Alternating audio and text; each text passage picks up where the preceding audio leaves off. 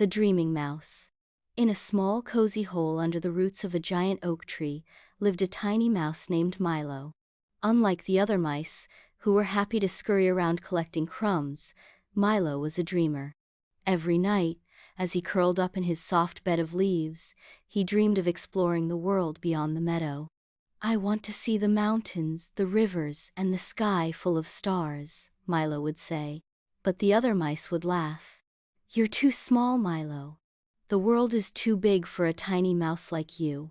But Milo didn't listen. He believed that even a small mouse could have big dreams. One bright morning, he made up his mind he would set out on an adventure. Packing a tiny satchel with a few sunflower seeds, Milo took a deep breath and scurried beyond the oak tree for the very first time. As he ventured into the unknown, Milo found himself in a beautiful field filled with colorful flowers. He took in the scent of fresh petals and smiled. "This is just like I imagined," he squeaked happily. But soon, a loud buzzing sound filled the air.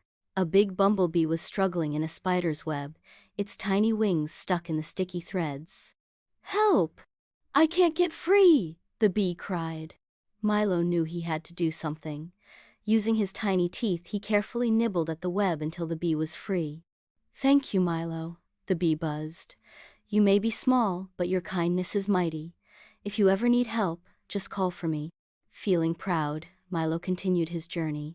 As the day passed, Milo reached a wide river. The water was deep, and there was no way for a little mouse to cross. Just then, he heard a croaky voice. "Need a ride?"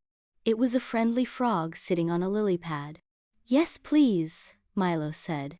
The frog gave Milo a ride across the river, hopping from pad to pad. When they reached the other side, Milo thanked his new friend and hurried along. At last, as the sun began to set, Milo climbed to the top of a small hill. Before him stretched rolling meadows, tall mountains in the distance, and a sky painted in golden hues. It was more beautiful than he had ever dreamed. "I did it!" Milo cheered.